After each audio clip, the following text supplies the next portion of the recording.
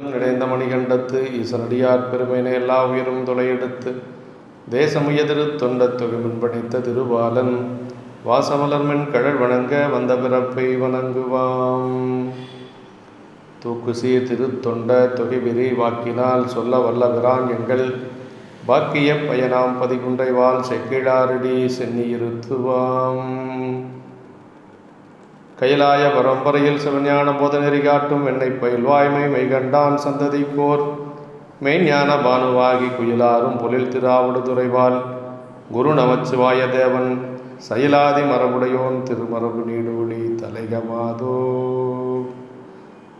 எல்லாம் வல்ல பெருமான் அருள்தரும் பன்னார்மொழி அமரவர் திரு நனாவுடையாருடைய திருவடிகளை வணங்கி எம்பெருமக்கள் நாயன்மாருடைய பொன்னார் திருவடி தாமரைகளை மனம் மொழி மெய்களாலை வணங்கி உரையார் ஸ்ரீ சிவக்கமணி ஐயாவுடைய திருவடிகளை நில நினைந்து திருவாவடுதுறை ஆதீன குருமகா சன்னிதானங்கள் பொன்னார் திருவடி தாமரைகளை மனம் மொழி மெய்களாலை வணங்கி அடியார் பெருமக்கள் எல்லாம் வணங்கி அமைகின்றேன். அன்பார்ந்த சிவனை செல்வர்களே, இன்று தை மாதம் விசாக நட்சத்திரம் எம்பெருமான் திருநீலகண்ட நாயனார் குருபூசை திருநாள். அன்பர் பெருமக்களே, நம்முடைய திருநீலகண்ட நாயனாருடைய திருச்சரிதத்தை தெய்வ சேக்கிழார் பெருமான் 44 திருப்பாடல்களில் நமக்கு அருளியிருக்கிறார். நம்முடைய திருத்தொண்ட தொகை ஆசிரியர் நமக்கு திருநீலகண்ட நாயனாருடைய வரலாற்றை சொல்ல வருகின்ற பொழுது திருநீலகண்டத்து குயவனார்க்கடியேன் என்று சொல்லி நமக்கு அருளுகின்றார். ஆரூர் பெருமான் அடியெடுத்து கொடுக்க திருத்தொண்ட தொகையினுடைய முதல் அடியாராக பாடப்பெற்றது தில்லைவாழந்தர்கள். தனி அடியாரிலே முதலாவதாக வைத்து போற்றக்கூடிய பெருமையுடையவர் திருநீலகண்ட நாயனார். நம்பிகளுடைய திருவாக்கிலிருந்து வந்த முதல் நாயனார் திருநீலகண்ட நாயனார். திருநீலகண்டத்து குயவனார்க்கடியேன் என்று சொல்லி அவர் குயவர் குலத்தை சார்ந்தவர். அதாவது பெரிய புராணத்திலே வேட்கோவர் குலம் என்று சொல்லி சேக்கிழ பெருமான் போற்றுகின்றார். அந்த வேட்கோவர் குலத்தை பற்றி சொல்லுகின்ற பொழுது 7 முறை அந்த குலத்தினுடைய பெயரை நம்முடைய தெய்வ சேக்கிழார் பெருமான் புராணத்திலே கூறுகின்றார்.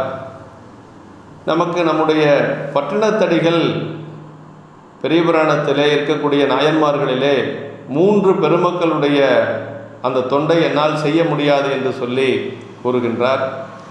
அதிலே வாழால் மகவறிந்து ஊட்ட வல்லேன் அல்லேன், மாது சொன்ன சூழால் இளமை துறக்க வல்லேன் அல்லேன், நாளாரில் கண்ணிடர்ந்து அப்ப வல்லேன் அல்லேன், நான் இனி சென்று ஆளாவது எப்படியோ திரு காலத்தி அப்பருக்கே என்று சொல்லி பட்டினத்தடிகள் எல்லாம் துறந்த பட்டினத்தடிகளே வாளால் மகவறிந்து ஊட்ட வல்லேன் அல்லேன், சிறு தொண்டரை போல வந்த ஒரு அடியவர் கேட்டார் என்பதற்காக தன்னுடைய பிள்ளையை அறிந்து ஊட்டுவது என்று சொல்லுவது என்னால் முடியாது என்று சொல்லி அதற்கு பிறகு இரண்டாவதாக மாது சொன்ன சூழால் இளமை துறக்க வல்லேன் அல்லேன், மனைவி சொன்ன ஒரு சூலுக்காக ஒரு சபதத்திற்காக இளமை முழுவதும் துறந்த ஒரு பெருமையுடையவர் நம்முடைய நாயனார்.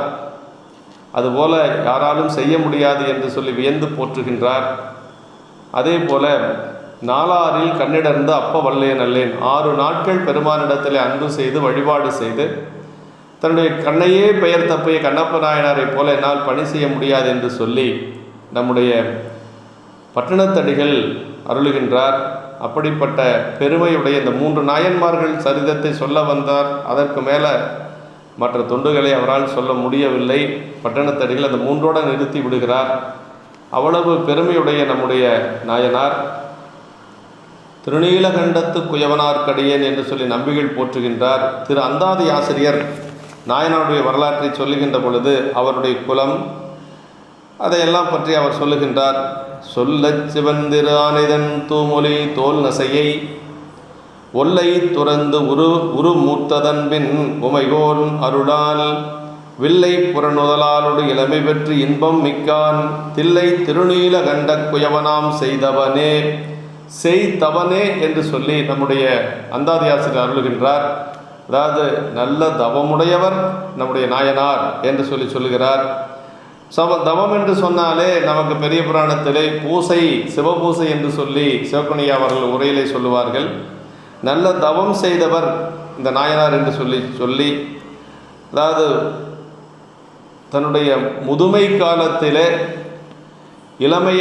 இளமையிலிருந்து முதுமை வரைக்கும் அவர் முதுமை அடைகின்ற வரைக்கும் அந்த அம்மாவுடைய மொழியை கேட்டு தன்னுடைய மனை வாழ்க்கையை துறந்து அவர் மூத்ததன்பின் உமைகோன் அருளால் மூப்பு வந்ததற்கு பிறகு பெருமானுடைய திருவருளால் மீண்டும் இளமை பெற்று இன்பமுடையவர், அந்த பேரின்பத்தை அனுபவித்தவர் என்று சொல்லி நம்முடைய அந்தாதி ஆசிரியர் அருளுகின்றார்.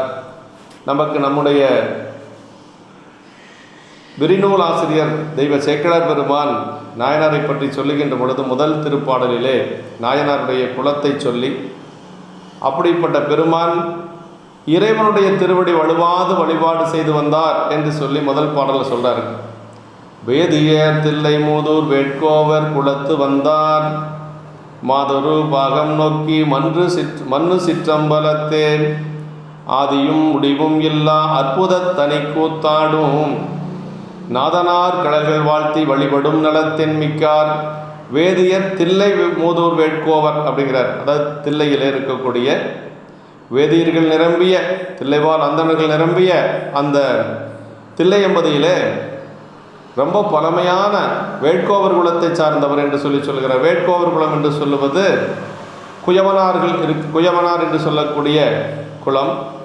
அந்த குலத்திலே வந்தவர் நாயனார் என்று சொல்லி, மாதொரு பாகம் நோக்கி மண்ணு சிற்றம்பலத்தே, இறைவன் உமையம்மையோடு அந்த தில்லையில் ஆடிக்கொண்டிருக்கக்கூடிய பெருமானுடைய ஆதியும் முடிவும் இல்லாத அந்த அற்புத திருக்கூத்தை அப்படி ஆடிக்கொண்டிருக்கக்கூடிய பெருமானுடைய திருவடிகளை வழிபடும் நலத்தில் மிக்கவர்.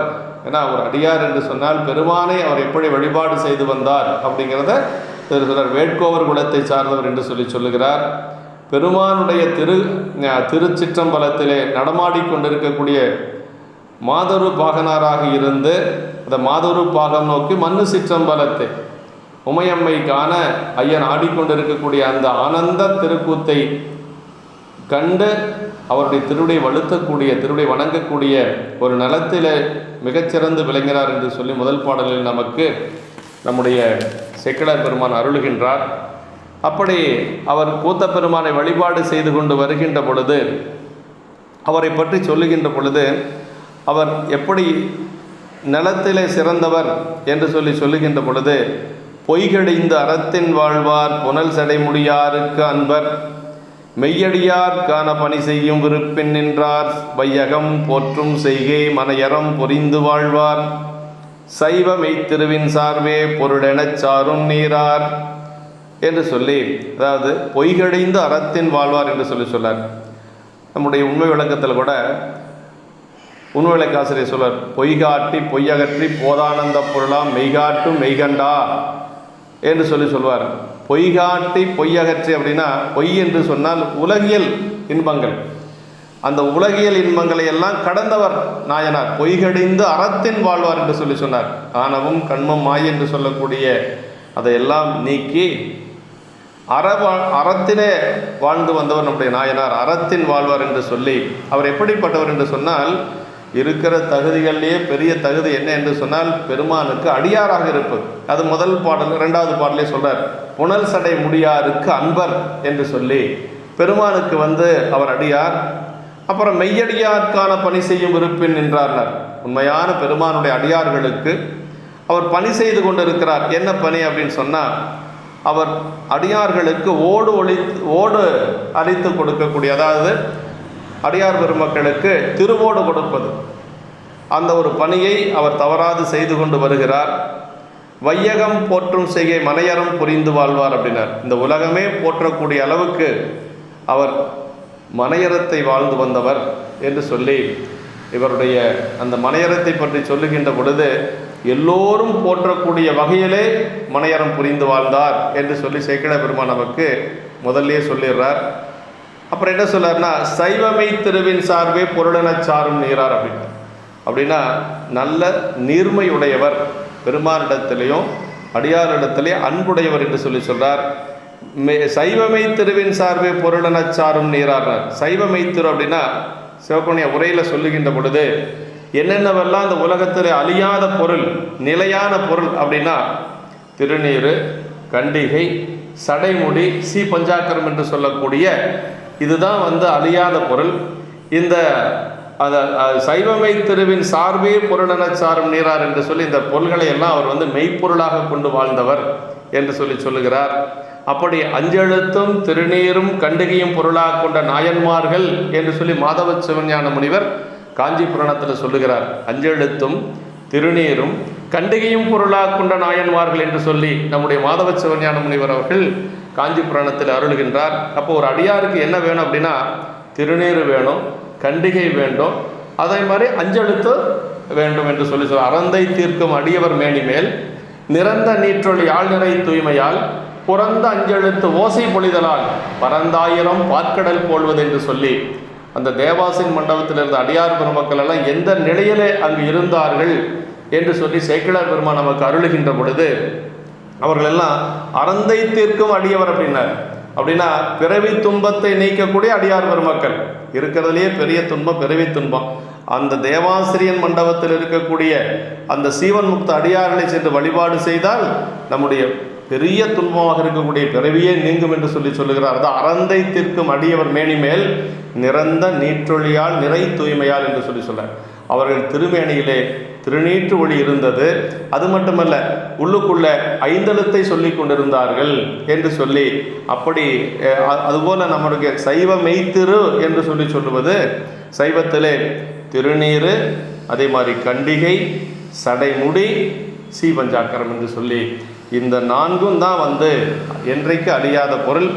அதை நம்முடைய நாயனார் அதைவே பொருளாக சார்ந்து வாழ்ந்தவர் என்று சொல்லி நமக்கு அருளுகின்றார். அதாவது பொருள்னா உண்மை பொருள், மற்ற பொருளெல்லாம் பொய்ப்பொருள்கள், உலகப் பொருள்கள் அனைத்தும் தோன்றி நின்று அழியக்கூடிய பொருள். இந்த உண்மையான பொருள் எப்பொழுது இருக்கக்கூடிய பொருள் என்று சொன்னால் இந்த 4 பொருள்களை சொல்கிறார். அவர் செய்த தொழில் என்ன அப்படின்னா, அடியார்களுக்கு பலி பாத்திரம் என்று சொல்லக்கூடிய அந்த ஓடு செய்து கொடுப்பது, எல்லா அடியார் பெருமக்களுக்கும் ஓடு செய்து கொடுப்பது என்று சொல்றார். அப்படி ஓடு அளித்து அவர் பல நாட்கள் ஒழுகி வருகின்றார். அந்த தொண்டை நீண்ட நாட்கள் செய்து வருகிறார் திருநீலகண்ட நாயனார். அதை ஓடொழித்து ஒழுகும் நாளில் இளமை மீது வர இன்பத்துறையில் எளியரானார் என்று சொல்லி சேக்கிழார் பெருமான் சொல்றார். அதாவது ஓடழித்து நீண்ட நாட்கள் அந்த தொண்டை செய்து கொண்டு வருகிறார். அப்படி இருக்கின்ற பொழுது இளமை மீதூர்ந்த காரணத்தினாலே அவர் கொஞ்சம் இன்பத்துறையிலே எளியராக இருந்தார்.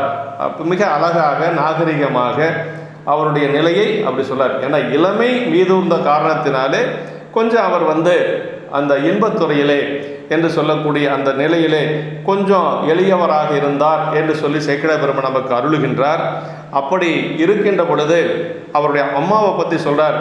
அவருடைய துணைவியாரை பற்றி சொல்லுகின்ற பொழுது அவர் தங்கள் மனைவியாரும் அருந்ததி கற்பின் மிக்கார் அப்படின்னார்.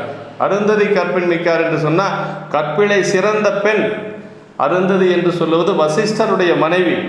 வசிஷ்டருடைய மனைவியை போல கற்பிலை சிறந்தவர் என்று சொல்லி சேக்கிழார் பெருமான் இந்த இடத்துல ரொம்ப நயமாக சொல்வார். அருந்ததியை விட கற்பிலை சிறந்தவள் என்று சொல்லக்கூடாது. ஏனென்று சொன்னால் கற்பிற்கு உச்சமாக சொல்லுவது அருந்ததி தான். அம்மை மிதித்து அருந்ததி பார்த்து என்று சொல்லுவார்கள். அது மாதிரி அருந்ததி கற்பின் மிக்கார்னா அருந்ததியை போல கற்பிலை சிறந்த பெண் என்று சொல்லி அந்த இடத்துல அருந்ததியை விட என்று சொல்லாமல் சேக்கிழார் பெருமான் அருந்ததி கற்பின் மிக்கார் என்று சொல்றார். இன்னொரு இடத்துல திருவினும் உருவம் மிக்கால். ஏன்னா இவர் வேறொரு பெண்ணிடத்தில் செல்லுகின்ற அளவுக்கு அவர் அழகில்லாதவரா என்று சொன்னால் அப்படியும் அல்ல. அது திருவினும் உருவம் மிக்கால் என்று சொன்னால் லட்சுமி தேவியை விட சிறந்த பெண் என்று சொல்லி அதுவும் நமக்கு சொல்லுகின்றார். அப்புறம் நாயனாரை பற்றி மீண்டும் சொல்லுகின்ற பொழுது சிவன் எந்தை கண்டம் தன்னை திருநீலகண்டம் என்பார்கள். நாயனார் எப்பொழுதும் அவர் திருவாக்கிலே திருநீலகண்டம் திருநீலகண்டம் திருநீலகண்டம் என்று சொல்லிய பெருமானுடைய அந்த திருநீலகண்டத்தின் மீது அளவற்ற அன்புடையவர் நம்முடைய திருநீலகண்ட நாயனார் என்று சொல்லி இப்படி அவர்கள் இருந்து கொண்டிருக்கிற பொழுது ஒரு நாள் அவர் என்ன செய்கிறார் அப்படின்னா, தன்னுடைய அந்த இளமை மீதூரிய காரணத்தினாலே அவர் இன்பத்துறையில் எளியராக இருந்ததனால ஒரு பரத்தையினுடைய வீட்டுக்கு சென்று வருகிறார். அது ஆனதங்கேழ்வராங்கோர் பறைத்தைவால் அணைந்து நன்ன சொல்லர் மானமுன் பொறாது வந்த உடலால் மனையின் வாழ்க்கை ஏனைய எல்லாம் செய்தே உடன் உறைவு இசையாரானார் தேனமர் கமலப்போதில் திருவினும் உருவம் மிக்கால். அப்படியே லட்சுமியை விட சிறந்த அழகுடைய அந்த அம்மையார் அது அருந்ததி கற்பின் மிக்க அந்த அம்மையார் என்ன செஞ்சாங்களாம், இவர் ஒரு பரத்தையனுடைய வீட்டுக்கு சென்று வந்தது அம்மையாருக்கு தெரிந்து விட்டது. அப்படி தெரிந்ததுனால கொஞ்சம் ஊடல், கணவனிடத்திலே ஒரு ஊடல், வேடம் அணிந்து கொண்டு ஒரு அடியாராக இருந்து இப்படி ஒரு விலை மாதருடைய வீட்டுக்கு சென்று வருவதா என்று சொல்லி அம்மாவுக்கு கொஞ்சம் அவர் மீது ஒரு வருத்தம் வருகிறது. எல்லாம் செய்கிறாங்க, கணவன் மனைவிக்கு செய்ய வேண்டியது, மனைவி கணவனுக்கு செய்ய வேண்டிய அத்தனையும் செய்தாலும் கூட உடல் உறவு என்று சொல்லக்கூடிய அதுக்கு இசையாமல் அவர் அதை தவிர்த்து வருகிறார். அம்மா எப்படி அடகுடையவர் அப்படிங்கிறத சொல்றார். தேனமர் கமல போதில் திருவினம் உறவி மிக்கால் என்று சொல்லி ஏனைய எல்லாம் செய்து உடன் உறைவு இசையாரானார் என்று சொல்லி நாயனாருடைய துணைவியாரை பற்றி சொல்லுகின்றார். இவர் என்ன பண்ணுறார் அப்படின்னா, சரி அம்மா கொஞ்சம் கோபமாக இருக்கிறாங்க, கொஞ்சம் இறங்கி போய் பேசலாம் என்று சொல்லி அருகிலே சென்று அவர் அம்மையாரை தொடுகின்றார்.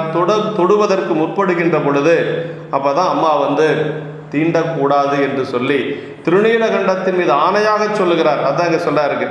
மூண்ட அப்புலவிதீர்க்க அன்பனார் முன்பு சென்று பூன் தயங்கு இளமன் சாயல் பொற்கொடி அணையார் தம்மை வேண்டுவ இறந்து கூறி மெய்யுற அணையும் போதில் தீண்டுவீராயின் எம்மை திருநீலகண்டம் என்பார்.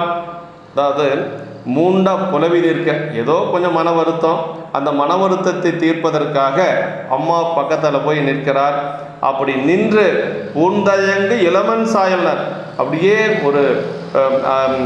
ஒரு அருமையான ஒரு மயில் போன்ற ஒரு சாயலையுடைய அந்த அம்மையாரிடத்தில் சென்று பொற்கொடி போன்ற அம்மையார், பொற்கொடி அணையார் தம்மை, அப்படி கொடி போன்ற அந்த அம்மையாரிடத்தில் சென்று வேண்டுவ இறந்து கூறினார். அப்படி ரொம்ப இறங்கி பேசி கொஞ்சம் அவருக்கு உண்டான ஒரு பாணியில் அவர் சமாதானப்படுத்த முயல்கின்ற பொழுது அப்படி மெய்யுற அணையும் போதில் அப்படி சமாதானப்படுத்தி அம்மாவிடத்திலே அந்த மெய்யுற அணைகின்ற பொழுதில் அம்மா சொன்னாங்க, தீண்டுவீராயின் எம்மை திருநீலகண்டம் என்றார்.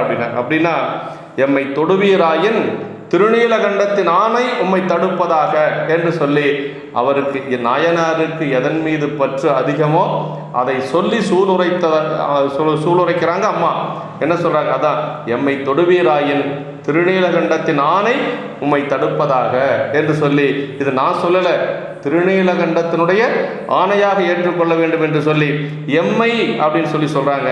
அதாவது சில இடங்கள்ல எல்லாம் ஆணை என்று சொல்லி பெரிய புராணத்தில் வருங்க. அப்படி வருகின்ற பொழுது மெய்ப்பொருள் நாயனார் புராணத்தில் ஒரு இடம் வரும். மெய்ப்பொருள் நாயனாரை வந்த முத்தநாதன் அந்த வாளினாலே குத்தி விடுகின்றான். அப்படி குத்தி விடுகின்ற பொழுது அவனை அழிப்பதற்காக எல்லோரும் அங்கு வருகின்றார்கள். அப்போ இரத்த வெள்ளத்தில் இருக்கக்கூடிய மெய்ப்பொருள் நாயனார் தத்தனிடத்திலே சொல்லுகிறார், இத்தவன் போகப்பெற்றது இறைவனது ஆணை என்று சொல்லுகிறார். இவனை பத்திரமாக கொண்டு போய் ஊர் எல்லையிலே விட்டு வருவது என்னுடைய ஆணை, அதை இறைவனது ஆணை, தன்னுடைய ஆணைன்னு கூட சொல்லலை, இறைவனது ஆணை என்று சொல்லுகிறார். அதே மாதிரி நம்முடைய ஞானசம்பந்த பெருமான் நம்முடைய திருமறைக்காட்டில் இருந்து அங்கு மதுரையம்மதி செல்ல முற்படுகின்ற பொழுது அப்போ நம்முடைய நாவுக்கரசு பெருமான் செல்ல இசையேன் என்று சொல்லுவார். அப்படி செல்ல இசையேன் என்று சொல்லுகின்ற பொழுது சமணர்கள் கொடுமையானவர்கள் என்று சொல்லுகின்ற பொழுது நாளும் கோளும் சரியில்லை என்று சொல்லுகின்ற பொழுது ஞானசம்பந்த பெருமான் நாவுக்கரசு பெருமானுக்காக பாடிய திருப்பதிகம் இந்த கோளறு திருப்பதிகம். அது பாடுறதுக்கு முன்னாடி சொல்வார், பரசுவது நம்பெருமான் கடல் என்றால் பழுது வந்தனையாது என்று சொல்வார். ஒரு பிராமண குழந்தை அவர்கிட்ட சொல்றார் நாவுக்கரசு பெருமானிடத்திலே, பரசுவது நம்பெருமான் கடல் என்றால் இறைவனுடைய திருவடியை வணங்குகின்றவர்களுக்கு எந்த ஒரு துன்பமும் வாராது என்று சொல்லி அடித்து சொல்லுகிறார். இருந்தாலும் நாவுக்கரசு பெருமானை அவர் மகிழ்ச்சி அடைய வைக்க வேண்டும் என்பதற்காக அந்த கோளறு பதிகத்தை பாடுகிறார். அந்த பதிகத்தில் ஆன சொல் மாலையோதும் அடியார்கள் வானில் அரசாழ்வர் ஆணை நமது என்று சொல்லி ஞானசம்பந்த பெருமான் அங்கு ஆணை சொல்லுகிறார். அதே மாதிரி மதுரையம்மதி செல்ல வேண்டாம் என்று சொல்லி தடுக்கின்ற பொழுது ஞானசம்பந்த பெருமான் அரசுகளிடத்திலே சொல்லுகிறார், நாவுக்கரசு பெருமானிடத்திலே, எல்லையில்லா நீரு போற்றும் இருவரையும் சென்று காணும் கருத்துடையேன், அங்கு தீங்கு புரி அமரர் செயல் அழிவித்து சைவம் பாரித்தன்றி வேறு ஒன்றும் செய்யேன், ஆணை உமதே என்று சொல்லி நம்முடைய நாவுக்கரசு பெருமானத்தில் ஆணை பெற்றுக்கொண்டு ஞானசம்பந்த பெருமான் மதுரையம்பதி சென்றார் என்று சொல்லி சேக்கிழார் பெருமான் நமக்கு அங்கு பதிவு செய்து காட்டுகிறார். இப்படி நம்முடைய பெரிய புராணத்திலே பல இடங்களிலே ஆணை இருக்கிறது. அதே மாதிரி இந்த இடத்திலே திருநீலகண்டத்தின் மீது ஆணையிட்டு அது உம்மை தடுப்பதாக என்று சொல்லி தன்னுடைய கணவனாக இருக்கக்கூடிய திருநீலகண்ட நாயனாரிடத்திலே அம்மா ஆணையிட்டு சொல்லுகிறார்கள். அம்மா ஆணையிட்டு சொன்னது என்னை அப்படின்னு சொல்லலை, எம்மை என்று சொல்லி பன்மையில் சொல்கிறாங்க. அப்படி பன்மையில் சொல்கிறதுனால அம்மா என்னை மட்டுமல்ல வேறு எந்த ஒரு பெண்ணையும் தீண்டக்கூடாது என்று சொல்லியதாக நம்முடைய நாயனார் அவர்கள் மனதிலே கருதி அவர் எப்படி இருந்தார், தன்னுடைய நிலையை எப்படி மாற்றிக்கொண்டார் அப்படிங்கிறத சேக்கிழார் பெருமான் நமக்கு சொல்லுகிறார். ஆதியார் நீலகண்டத்து அளவுதாம் கொண்ட ஆர்வம் பேதியா ஆணை கேட்ட பெரியவர் பெயர்ந்து நீங்கி ஏதிலார் போல நோக்கி எம்மையும் என்றதனால் மற்றை மாதரார் தம்மை எந்தன் மனத்தினும் தீண்டேன் என்றார். ஆதியார் நீலகண்டத்து அளவுதாம் கொண்ட ஆர்வம், அதாவது நாயனாருக்கு அந்த நீலகண்டத்தின் மீது அளவற்ற அன்பு இருந்ததுனால பெரியாய் ஆணை கேட்டு பெரியவர் அப்படின்னார். இந்த இடத்துல தான் பெரியவர் அப்படிங்கிற சொல் வருதுங்க. அதாவது பெரியவர், இந்த பெரியவர் அப்படின்னா செயற்கரிய செய்வர் பெரியர், சிறிய செயற்கரிய செய்களாதார்னார் வள்ளுவ பெருமான். இந்த நூலுக்கு பெயர் பெரிய புராணம் என்பது பின்னாடி வந்தது. நூலனுடைய பெயர் திருத்தொண்ட புராணம் என்று சொல்லி சேக்கிழார் பெருமான் பாயிரத்தில் 10வது பாட்டில் சொல்றார். இங்கிதன் நாமம் கூறின் இவ்வுலகத்து முன்னால் தங்கிருள் இரண்டில் மாக்கள் சிந்தையை சார்ந்து நின்ற பொங்கிய இருளை ஏனை புறையிருள் போக்குகின்ற செங்கதிரவன் போல் நீக்கும் திருத்தொண்ட புராணம் என்பாம் என்று சொல்லி அந்த புராணத்தினுடைய பெயர் திருத்தொண்ட புராணம். அப்புறம் ஏங்க பெரிய புராணம் வந்தது அப்படின்னா செயற்கரிய செயல் செய்ததனால பெரிய புராணம். அதாவது 10,200 பாட்டுக்கள் கந்த புராணத்தில் இருக்கிறது. அதே மாதிரி கம்பராமாயணத்தில் 10,000 பாட்டுக்கு மேலே இருந்தாலும் கூட 4,286 பாடல்களை கொண்ட பெரிய புராணம். இந்த புராணம் தான் பெரிய புராணம் என்றால் அதுக்கு என்ன காரணம்னா செயற்கரிய செய்வர் பெரியர். அதாவது நம்மால் செய்ய முடியாத, நினைத்து கூட பார்க்க முடியாத செயல்களை எளிதாக செய்தவர்கள் நம்முடைய நாயன்மார்கள். அதனால தான் அதுக்கு பேர் பெரிய புராணம். இந்த இடத்துல தான் பெரியவர் என்ற சொல் முதல் சரிதத்திலேயே சேக்கிழார் பெருமான் நமக்கு அருளுகின்றார். அதாவது முதல் சரிதம் தனியடியார் சரிதத்தில் முதல் சரிதம் இந்த சரிதம் தான். அதிலேயே பெரியவர் பெயர்ந்து நீங்கிங்கிறது ஒரு அருமையான ஒரு நயம். பெயர்தல் அப்படின்னாலும் நீங்குதல் அப்படின்னாலும் ஒன்று தான்.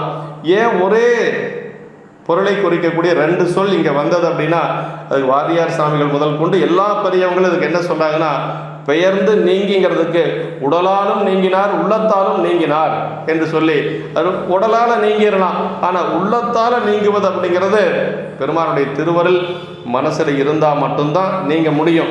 இப்போ பெயர்ந்து நீங்கி என்று சொல்லி ஏதிலார் போல நோக்கி அந்த நிமிடத்திலிருந்து மனைவி எப்படி பார்த்தார் என்று சொன்னால் அயலாரை போல பார்த்தார் என்று சொல்லுகிறார். ஏதிலார் போல நோக்கி எம்மை என்றதனால், எம்மைன்னு சொன்னதுனால பன்மையில் சொன்னதுனால மற்ற மாதரார் தம்மை எந்தன் மனத்திலும் தீண்டேன் என்றார்.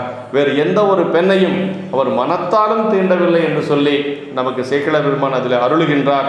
அதாவது ஆர்வம் பேதியா அப்படின்னா மனைவி அதை எப்படி அவர் நீங்க முடிஞ்சது அப்படின்னு நம்ம பார்க்கணும். இன்பத்துறையில் எளியராக இருந்த ஒருவர் மனைவியினுடைய இந்த ஒரு சொல்லை கேட்ட உடனேயே, இந்த ஆணையை கேட்ட உடனே எப்படி அவரால் நீங்க முடிந்தது என்று சொன்னால் சிவகோணியா உரை சொல்லுகிறார். ஆர்வம் பேதியா அப்படின்னார். அப்படின்னா மனைவியின் மீது வைத்த ஆர்வத்தை விட நாயனாருக்கு திருநீலகண்டத்தின் மீது வைத்த ஆர்வம் அதிகமா, அதனால் அவர் எளிதாக நீங்கினார் என்று சொல்லுகிறார். நம்முடைய நாயன்மார்கள்லாம் அப்படித்தாங்க. அந்த ஆர்வம் திருநீலகண்டத்தின் மீது வைத்த ஆசையே ஆர்வமே அவர் மனைவியை ஏதிலார் போல நோக்க காரணமாயிற்று அப்படின்னு. அப்போ மனைவியின் மீது அன்பு இருந்தது, மனைவியின் மீது ஆசை இருந்தது. அந்த ஆசையை விட இறைவன் மீது அந்த திருநீலகண்டத்தின் மீது வைத்த ஆசை அதிகமாக இருந்தது. அதனால் அவரால் நீங்க முடிந்தது. அதான் பெரியவர் அப்படின்னு சொல்லுவதற்கு காரணம் அதான். சொல்லுதற்கரிய காம இச்சையனை ஆணையின் வரம்பிலே வென்றவர் நாயனார் என்று சொல்லுகிறார். வெல்லுவதற்கரிய காம இச்சையனை பெரிய பெரிய ஞானியர்கள்லாம் கூட வெல்ல முடியாத அந்த சிற்றின்பத்தை தன்னுடைய பெருமான் மீது வைத்த அந்த ஆணையின் வரம்பிலே வென்று காட்டியவர் நம்முடைய நாயனார் என்று சொல்லுகிறார். ஏதிலார் போல என்று சொன்னால் அயலாரை போல என்று சொல்லுது. மனத்தினும் தீண்டன் ஏன் சொன்னார் அப்படின்னா, தீண்ட நினைப்பதும் தீண்டிய பலனை கொடுத்து விடும். மனசால நினைச்சாவே தீண்டியதனுடைய பலனை கொடுத்து விடும். ஏன்னா சுந்தரமூர்த்தி சாமிகள் கைலாயத்தில் இருக்கின்ற பொழுது அவர் அந்த 2 பெண்களை, கமலினி அணிந்தது என்று சொல்லக்கூடிய 2 பெண்களை பார்க்கிறார். அவ்வளவுதான். மாதவம் செய்த தென் திசை வாழ்ந்திட தீதில்லா திருத்தொண்ட தொகை தர போதுவார் அவர் மேல்மனம் போக்கிட காதல் மாதரும் காட்சியில் கண்ணினார். ஆனா சாமி என்ன செஞ்சார் அப்படின்னா, மாதர்பால் மனம் வைத்தனை அம்மெல்லியலாருடன் காதல் இன்பம் கலந்து அணைவா என்று சொல்லி அந்த மனசு வைத்தது, அங்கு பார்த்ததையே ஒரு காரணமாக வைத்து அவர் இந்த மண்ணுலகத்திலே வந்து அவதரிக்கிறதுக்கு காரணமாக இருந்தது என்று சொல்லுவார்கள். அப்போ மனத்தினும் தீண்டேன் என்று சொல்லுவது ஒரு உயர்ந்த ஒரு நிலையிலே நாயனார் நிற்கிறார். அப்படி இருந்தாலும் கூட அவர்கள் 2 பெருமக்களும் எப்படி வாழ்ந்து வந்தார்கள், ஒருவருக்கொருவர் எப்படி அன்பு காட்டி இருந்தார்கள் அப்படின்னா, அந்த மெய்யுறு புணர்ச்சி என்று சொல்லக்கூடிய உடல் இன்பம் மட்டும்தான் இல்லை. ஆனால் கணவன் மனைவிக்கு செய்ய வேண்டியதை செய்தார், மனைவி கணவனுக்கு செய்ய வேண்டியதை செய்தார்கள். இது எத்தனை காலம் அப்படின்னா, ரொம்ப வயசான காலத்து வரைக்கும் சரி இப்படி இருந்தாங்களே, இது வேற யாராச்சுக்கு தெரியுமான்னா வேற யாருக்கும் தெரியாது. இவங்களுக்கு தெரியும், இறைவனுக்கு தெரியும். அதுதான் இவர்கள் காத்த ஒரு நியதி. நம்முடைய தெய்வ சேக்கலர் பெருமான் இல்லறத்திலே வாழக்கூடியவர்களுக்கு சொல்லக்கூடிய ஒரு அருமையான ஒரு நியதி இந்த இடத்துல தான் சொல்றார். கற்பூரு மனைவியாரும் கணவனார் காண எல்லாம் பொற்புறம் மெய்யுறாமல் பொருந்துவ போற்றி செய்து இப்புறம் பொழியாதங்கள் இருவரும் வேறு வைகி அற்புறு புணர்ச்சியின்மை அயலறியாமை வாழ்ந்தார்கள் என்று சொல்லி, அதாவது கற்புரு மனைவியாரும் கணவனார் காண எல்லாம் அப்படின்னா, கற்புடைய மனைவி கணவனுக்கு என்ன செய்யணுமோ அதையெல்லாம் செஞ்சாங்களாம். கற்பூரு மனைவியாரும் கணவனார் காணையெல்லாம் பொற்புற மெய்யுறாமல் பொருந்துவ போற்றி செய்து, 2 பேர்த்துக்கு உடல் இன்பம் மட்டும் இல்லை, ஆனால் அத்தனையும் செய்கிறாங்க. கணவனாரும் மனைவிக்கு செய்ய வேண்டியதை செய்கிறாங்க. இப்புறம் பொழியாதங்கள், இப்போ கணவன் மனைவிக்கெல்லாம் ஒரு ஊடல் அப்படின்னா வீட்டை விட்டு வெளியில் போயிடுவாங்க, அப்பா அம்மா வீட்டுக்கு போயிடுவாங்க. அப்படியெல்லாம் இவங்க எங்கேயுமே போகலை. இப்புறம் பொழியாதங்கள் இருவரும் வேறு வை. ஒரே வீடு, ஒரு குயவனார் வீடுன்னா எப்படி இருக்கும், ஒரே ஒரு வீடு தான் இருக்கும், அதுக்குள்ளே சமையல் செஞ்சுக்குவாங்க, சட்டி பானையும் வச்சுக்குவாங்க. அப்படி இருக்கக்கூடிய ஒரு வீட்டில் அம்மா ஒரு பக்கம் இருந்தாங்களாம், நாயனார் ஒரு பக்கம் இருந்தாங்களாம். இப்புறம் பொழியாதங்கள் இருவரும் வேறு வைகி அற்புறு உணர்ச்சி இன்மை அயலறியாமை வாழ்ந்தார் என்று சொல்லி, அதாவது யாருக்கும் தெரியாது அவர்கள் 2 பேரும் இப்படி வாழ்ந்து கொண்டு இருக்கிறார்கள். இதுதான் நமக்கு சொல்லக்கூடிய ஒரு உண்மை. கணவன் மனைவிக்குள்ள எத்தனை கருத்து வேறுபாடு வேணுங்களும் வரலாம் போகலாம், ஆனால் வெளியில் யாருக்கும் தெரியக்கூடாது. ஏன்னா வெளியில் தெரிஞ்சால் அதனால் நிறைய விவகாரங்கள் வரும் அப்படிங்கிறது சேக்கிழ பெருமான் நமக்கு இந்த முதல் சரிதத்திலே சொல்றாரு. அற்புறு புணர்ச்சி இன்மை அயலறியாமை வாழ்ந்தார் என்று சொல்றார். அப்படி பல காலம், கொஞ்ச நாளெல்லாம் இல்லைங்க, எத்தனை காலம் அப்படி இருந்தாங்க அப்படிங்கிறத சொல்றாருங்க. வளமொழி இளமை நீங்கி வடிவுறு மூப்பு வந்து தளர்வுடு சாய்ந்து மண்பு தம்பிரான் திறத்து சாயார் அப்படின்னாரு. வளமொழி இளமை நீங்கி அப்படின்னாரு. அப்படியே அந்த இளமையெல்லாம் போயிடுச்சு, வடிவொரு மூப்பு வந்துனார். அப்படி மூப்பு வந்தது, அந்த மூப்பு கூட இவங்களுக்கு எப்படி இருந்தது அப்படின்னா வடிவொரு மூப்பாக இருந்தது. வடிவொரு மூப்புனா அழகான மூப்பா பாரு. அந்த வயதான கோலத்தை கூட சேக்கிழ பெருமான் எப்படி சொன்னார்னா வடிவொரு மூப்பு வந்து அப்படின்னாருங்க. அப்புறம் தளர்வுடு சாய்ந்தும் அவங்க நிற்க முடியல, நடக்க முடியல, அப்படியே கோல் கையில் இல்லைன்னா கீழே விழுந்துருவாங்க. அந்த மாதிரி அந்த தளர்வோடு சாய்ந்தும் பெருமானிடத்தில் வைத்த அன்பு மட்டும் கொஞ்சம் கூட குறையிலுங்கிறார். தளர்வோடு சாய்ந்தும் அன்பு தம்பிரான் திறத்து சாயாரம். அதாவதுங்க ஒரு துன்பம், அதாவது நமக்கு வந்து ஏதாவது ஒரு சின்ன ஒரு இடர்பாடுகள் வந்தாச்சு அப்படின்னா நம்ம எந்த அளவுக்கு பெருமான் மீது அன்பு வைத்திருப்போம் அப்படிங்கிறது நமக்கு கேள்விக்குறியாக தான் இன்றைக்கி இருக்குது. ஆனால் இவர்கள் 2 பேரும் 1 வருஷம் 2 வருஷம் இல்லை, ஒரு வாழ்நாள் முழுக்க, அதாவது இளமை ஒரு 20 வயதில் நடந்தது, 80 வயது கழிந்தும் கூட அவர்கள் வந்து இப்படியே வாழ்ந்து கொண்டு இருக்கிறார்கள்.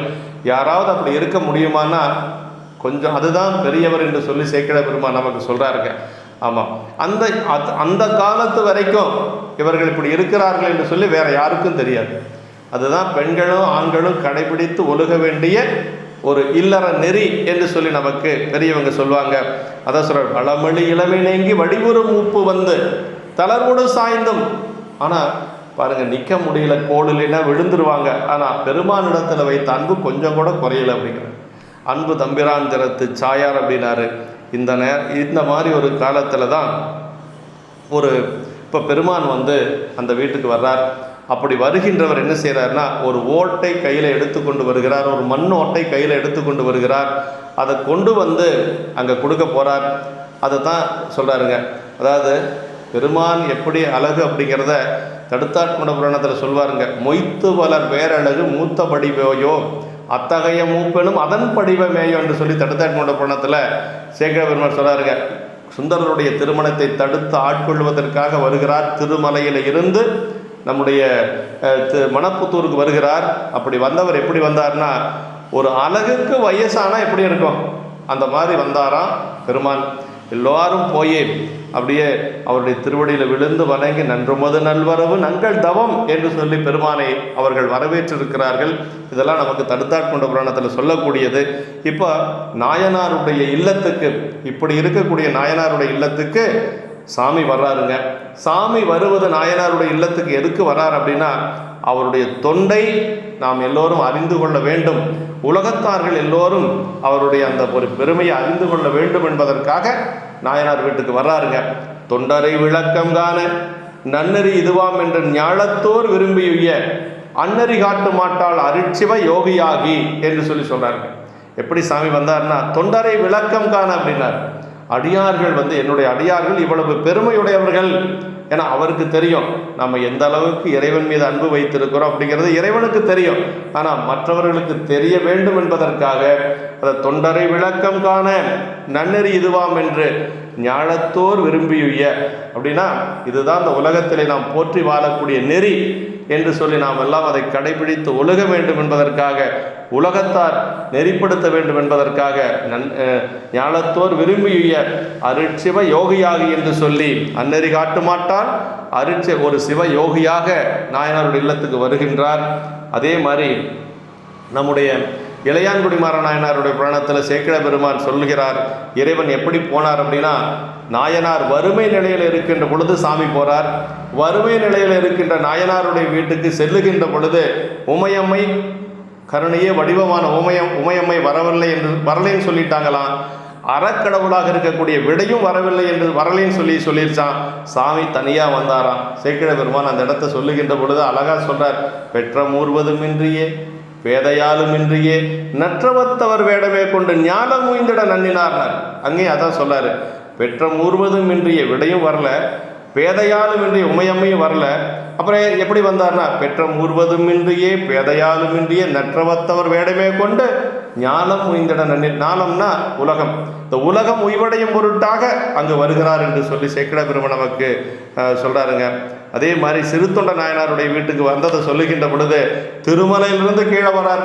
அவருடைய தொண்டை பார்ப்பதற்காக, அவருக்கு அருள் செய்வதற்காக, சிறுத்தொண்ட நாயனாருக்கு அருள் செய்வதற்காக மேலிருந்து வரார், கைலாயத்திலிருந்து. எப்படி வந்தார்னா, தண்டாததொரு வேட்கை பசியுடையார் தமை போல கண்டாரை சிறு தொண்டர் மனைவினவி கடிதணைந்து தொண்டனாருக்கு என்னாலும் சோரளிக்கும் வண்டார் போந்தாரான் மனையில் உள்ளாரோ. அப்படி வீட்டுக்கு வந்துட்டார். அதை கண்டாரை சிறு தொண்டர் மனைவினவி கடிதணைந்துன்னார். அப்படியே கைலாயத்திலிருந்து செங்காட்டங்குடிக்கு வந்துட்டார் சாமி. செங்காட்டங்குடிக்கு வந்தவருக்கு சிறு தொண்டரை வீடு தெரியலையாம். சேக்கிழ பெருமான் சொன்னாருங்க, கண்டாரை சிறு தொண்டர் மனைவினவி கடிதணைந்துன்னார். அப்போ ஏன் அப்படியெல்லாம் கேட்டு வந்தார் அப்படின்னா, சிறு தொண்டர் ஒருத்தர் இந்த ஊரில் இருக்கிறாருன்னு நீங்கள் எல்லாம் தெரிஞ்சுக்கோ அப்படிங்கிற மாதிரி சாமி எல்லாத்தையும் கேட்டாராம். அதற்கு பிறகு வீட்டுக்குள்ளே வந்தார். வந்த உடனே உள்ளே வரல, வெளியில் நின்று கேட்குறாரு, தொண்டானாருக்கு என்னாலும் சோரளிக்கும் வண்டார் பூந்தார். ஒரு நாள் 2 நாள்லாம் இல்லையா, தினசரி சோறு போடக்கூடிய அந்த வண்டார் பூந்தாரான் மனையில் உள்ளாரோ, சிறு தொண்ட நாயனார் மனையில் இருக்கிறாரான்னு கேட்ட உடனேயே அவர்களுக்கு அதற்கு நடந்தது, பின்னாடி நடந்ததெல்லாம் சரியத்தில் மிகச் சிறப்பாக சொல்லப்பட்டிருக்கிறது. இறைவன் வந்த கோலம் எப்படி வந்தார் அப்படின்னா, ஒரு கீழ் கோவணம் அணிந்திருக்கிறார். அதுக்கு மேலே கீழ் அணிந்திருக்கிறார். உடம்பு முழுக்க திருநீற்று பூச்சு, பூணூல் அணிந்திருக்கிறார். நெற்றியிலே திருமுண்டம் என்று சொல்லக்கூடிய 3 கோடுகளால் ஆன அந்த திருநீர் அணிந்திருக்கிறார். சடை இருக்கிறது. ஒளி வீசும் வெண்ணிலவு போன்ற புன்முறுவல் இருக்கிறது, திருவோடு கையில் இருக்கிறது. ஒரு யோகியினுடைய வடிவத்தில் வர்றார். சாமியாவா வருவார், திருநீலகண்டத்தை எல்லாம் மறைத்து கொண்டு தான் வருவார். அப்படி ஒரு யோகியின் கோலத்தில் வர்றாருங்க. அரசுகள் சொல்லுவது போல கொவ்வை செவ்வாயில் குமின் சிரிப்பு, அப்படி ஒரு புன்னகையோடு பெருமான் நாயனாருடைய இல்லத்துக்கு வருகிறார். சிறுத்தொண்ட நாயனாருடைய வீட்டுக்கு வந்ததை சேக்கிழார் பெருமான் சொல்லுகின்ற பொழுது, அருள் ஒளியும் திருமுகத்தில் அணிமுறுவல் நிலவெறிப்பன. அப்படி அந்த முகமே வந்து அருள் பொழியக்கூடிய ஒரு முகம். அதில் ஒரு சிரிப்பு சிரிச்சாராம், நிலவு ஒளியவே அது வந்து எரிச்சிருமா. அருள் ஒளியும் திருமுகத்தில் அணிமுறுவல் நிலவெறிப்ப என்று சொல்லி சேக்கிழார் பெருமான் சிறுத்தொண்ட நாயனார் புராணத்தில் சொல்லுவார். அப்படி வந்து அவர் வந்து தவக்கோலத்தோடு அந்த வேட்கோவர் என்று சொல்லக்கூடிய நம்முடைய நாயனாருடைய இல்லத்துக்கு வருகிறார். அப்படி வந்த உடனேயே அவர் எப்படி எதிர்கொண்டார்கள் அப்படின்னு சொல்லி சொல்றார். நன்னிய தவச்சிவ யோகநாதரை கண்ணுற நோக்கிய காதல் அன்பர்தாம் புண்ணிய தொண்டராம் என்று போற்றி செய்து, அப்புறம் சொல்றார், புண்ணிய தொண்டராம் என்று போற்றி செய்து எண்ணிய வகையினால் எதிர்கொண்டு எத்தினார் என்று சொல்லி, அப்படி நன்னிய தவச்சிவ யோகநாதரை பெருமான் எப்படிப்பட்டவர், தவயோகநாதர் இல்லையா, அப்படி வருகின்றவர். கண்ணுற நோக்கிய காதல் அன்பர், காதல் அன்பர்னா அன்புடைய நாயனார், காதல் அன்பர் தான் புண்ணிய தொண்டராம் என்று போற்றி செய்து. பெருமானுடைய தொண்டர்கள் எப்படின்னா புண்ணியம் செய்ததனால தொண்டரானாராம், தொண்டரானதுனால புண்ணியம் பெற்றார். ரெண்டு சொல்லலாம். அதாவது பல புண்ணியங்கள் செஞ்சிருந்தால் தான் இந்த பிறப்பில் நாம் வந்து அடியார ஆக முடியும். அடியார ஆவதற்கு பல புண்ணியங்கள் செஞ்சிருக்கணும். அதை புண்ணிய தொண்டராம் என்று போற்றி செய்தோம் அப்படின்னாருங்க. அப்போ சிவபுண்ணியங்கள் பல செய்திருக்கிறார்.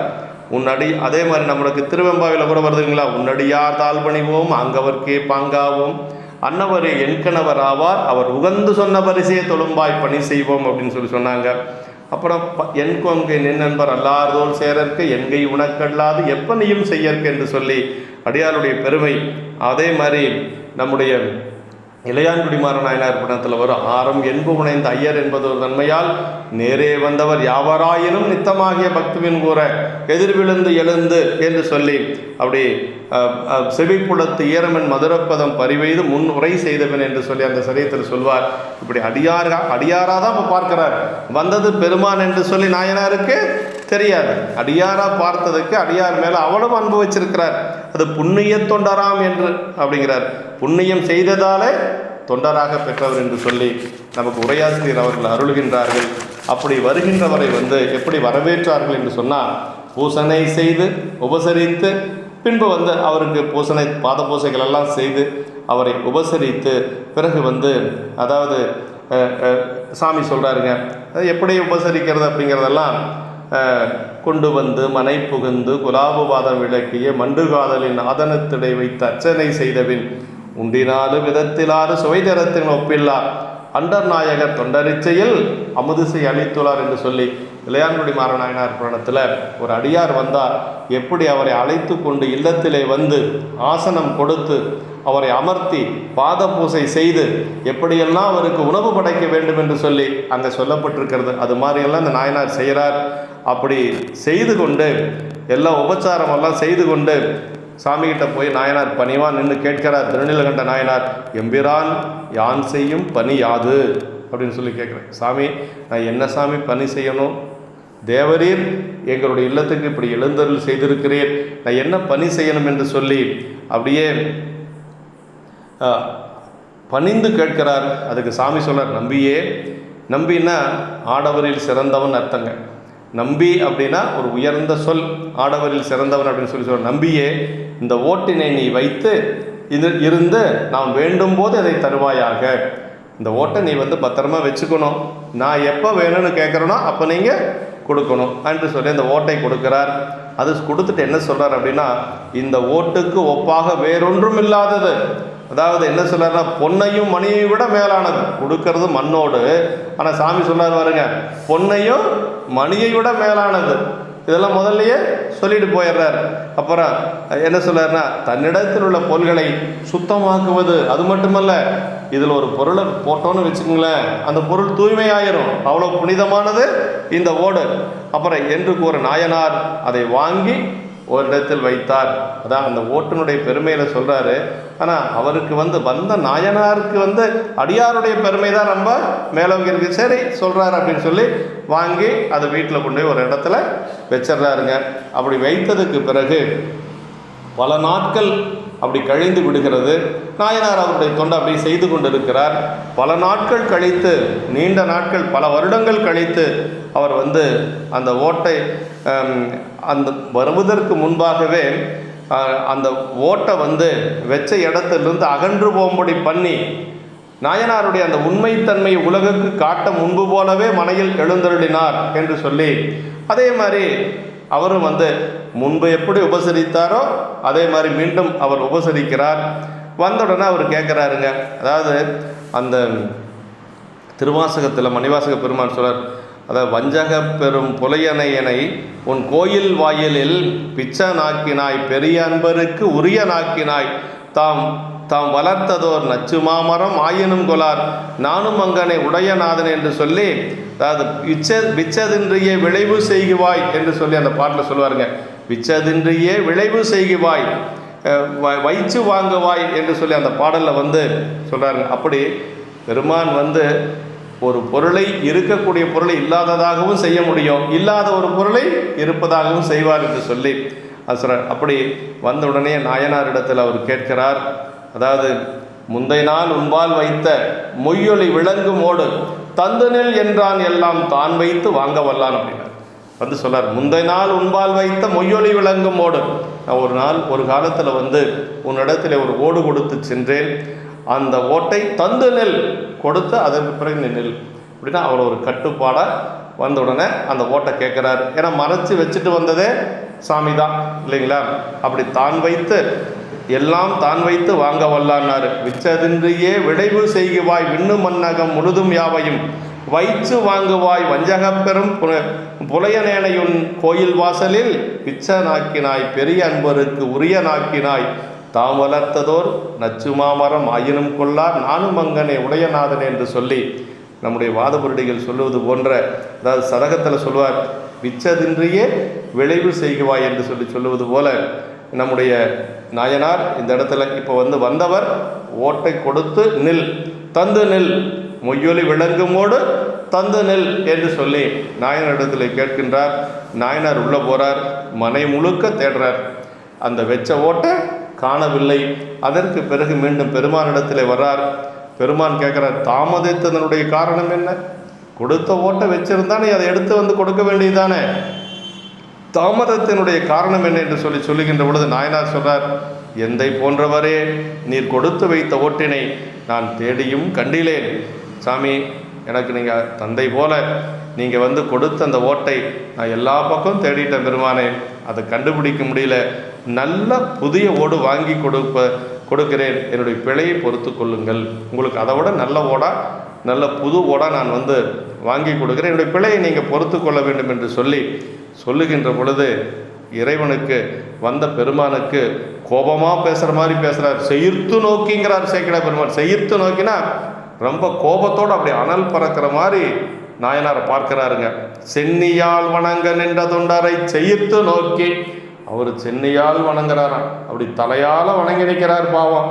அப்படி செயிர்த்து நோக்கி சென்னியில் வணங்கி நின்ற தொண்டரை செயிர்த்து நோக்கி, என்னிது மொழிந்தவா நீ யான் வைத்த மண்ணோடன்றி பொன்னினால் அமைத்து தந்தாய் ஆயினும் கொள்ளேன் போற்ற முன்னை நான் வைத்தவோடே கொண்டு வா என்றான் முன்னோன் சொல்றார் பாருங்க. அதாவது செயிர்த்து கோபமாக பார்க்குற மாதிரி பார்க்கிறார். செயிர்த்து நோக்கி, என்ன நீ சொன்ன, நீயே யான் வைத்த மண்ணோடே அன்றி பொன்னினால் ஓடு செஞ்சு கொடுத்தாலும் நான் அதை வாங்க மாட்டேன் என்று சொல்லி, ஓட்ட முன்னை நான் வைத்த ஓடே கொண்டு வா, நான் எந்த ஓடு இடத்துல கொடுத்தனோ அந்த ஓட்டையை நீ கொண்டு வர வேண்டும் அப்படின்னு சொல்லுறார். நம்முடைய சேக்கிழ பெருமான் சொல்லுவது போல, ஓடும் செம்பொன்னும் ஒக்கவே நோக்குவார் என்று சொல்லி திருக்கூட்ட சிறப்பில் சொன்ன மாதிரி, நீ பொன்னோடே கொடுத்தாலும் சரி அது எனக்கு தேவையில்லை, நான் கொடுத்த மண்ணோடு தான் எனக்கு வேண்டும் என்று சொல்லுகிறார். அப்புறம் நாயனார் வேறொரு ஓடு கொடுப்பதாக மீண்டும் சொல்கிறார். அப்படி மீண்டும் சொல்லுகின்ற பொழுது இறைவர் சொல்றார், ஆவது என் என்பால் வைத்த அடைக்கல பொருளை வவ்வி பாவகம் பலவும் செய்து பலிக்கினை ஒன்று நானாய் யாவரும் காண முன்னை வளைத்து நான் கொண்டே என்று போவதும் செய்யேன் என்றான் புண்ணிய பொருளாய். அப்போ ரொம்ப சத்தம் போடுறார். அப்படி நாயனார் இடத்துல என்ன சொல்றாருன்னா, ஆவதியல் நீ என்ன செஞ்சிட்ருக்கிற, என்ன ஆகிறது, நான் உன்னிடத்திலே கொடுத்த ஒரு அடைக்கல பொருளை நீ அதை கவர்ந்துட்ட, நீ வவ்வி அப்படிங்கிறாரு. அப்படி கவர்ந்துட்ட, பாவகம் பலவும் செய்து, நீ நிறைய பாவகம் செய்துட்ட, பழிக்கு நீ ஒன்றும் நானாய், அதனால் ஒரு பழி வழிக்கு வரும் அப்படிங்கிறது கூட நீ கொஞ்சம் கூட அந்த பழிக்கு கூட நீ வெட்கப்படலை. நான் எல்லாரும் பார்க்கிற மாதிரி யாவரும் காண உன்னை வளைத்து நான் கொண்டே என்று, அதை வாங்காமல் நான் போக மாட்டேன் என்று சொல்லி வளைத்து நான் கொண்டே என்று போவதும் செய்யேன் என்றான். எப்படிப்பட்டவன், புண்ணிய பொருளாய் நின்றான்கிறான். பெருமான் எப்படிப்பட்டவனா, நாயனார் இதுவரை செய்த புண்ணியம் எல்லாவற்றிற்கும் இவரே பொருளாக இருக்கக்கூடியவர். அப்படி பேசுறாரு. நாயனார் செய்த புண்ணியத்துக்கெல்லாம் பொருளாக இருக்கக்கூடியவர் தான் இப்போ பேசிட்டு இருக்கிறாரு. நான் இதை வாங்காம போக மாட்டேன் என்று சொல்லி அப்படி கண்டிப்பாக சொல்லுகின்ற பொழுது அவர் அப்படியே நாயனாருக்கு என்ன செய்யறதுன்னே தெரியல, அப்படியே பதைத்து அப்படி நிற்கிறார். ஏன்னா வந்தது சாமின்னு அவருக்கு தெரியாது, ஒரு அடியார் தான் பேசிட்டு இருக்கிறாருன்ட்டு அவரும் பேசிட்டு இருக்கிறாரு. அப்படியே அவர் வருத்தத்தோடு நிற்கின்ற பொழுது மீண்டும் இறைவர் வந்தவர் சொல்றாரு, காதலுன் மகனை பற்றி குளத்தினில் மூழ்கிப்போ என்று அருளினான் கொடுமை இல்லான் அப்படின்னார். அதாவது இப்படியெல்லாம் செய்கிறதுனால ரொம்ப கொடுமையானவர்னு நினச்சிக்காதீங்க. இறைவன் எதுக்கு வராரு, நமக்கு அருள் செய்கிறதுக்கு தான் வராரு. அதை சொல்லார் பாருங்க, காதலுன் மகனை பற்றி குளத்தினில் மூழ்கி போனார். உன்னுடைய மகன் இருப்பான்ல, நீ சொல்கிறது உண்மைன்னா உன்னுடைய மகனுடைய கையை பிடிச்சி குளத்தில் முழுகி காட்டு. திருப்புடீஸ்வரம் என்று சொல்லக்கூடிய குளம் இருக்குது, அந்த குளத்தில் நீ முழுகி காட்டணும் அப்படின்னு சொல்லுகிறார். கொடுமை இல்லான் அப்படின்னார். அப்படின்னா தொண்டரை விளக்கங்கானத்தான் இதை மாதிரி எல்லாம் செய்கிறார் இல்லையா. அடியாருடைய பெருமைகளை எல்லாத்துக்கும் தெரியப்படுத்தணுங்கிறதுனால தான் செய்கிறார் வெளியா, ஒரு கொடுமைக்காக அவர் எதுவும் செய்யலை. அதான் கொடுமை இல்லான் அப்படின்னாரு. அப்போ நாயனார் சொல்லாரு, ஐயர் நீர் அருளி செய்த வண்ணம் யான் செய்வதற்கு பொய்யில் சீர் புதல்வன் இல்லை, என் செய்கேன் புகழும் அப்படின்னாரு. சாமி நீங்கள் சொல்கிற மாதிரி அந்த கையை பிடித்து குளத்திலே மூழ்கி கொடுப்பதற்கு என்னிடத்திலே பொய்யில் சீர் புதல்வன் இல்லை. பொய்யில் சீர் புதல்வன்னா மகன் தந்தை காற்றும் உதவி இவன் தந்தை என்னோற்றான் கொள்யனும் சொல் அப்படின்னு வள்ளுவ பெருமான் சொன்னார்.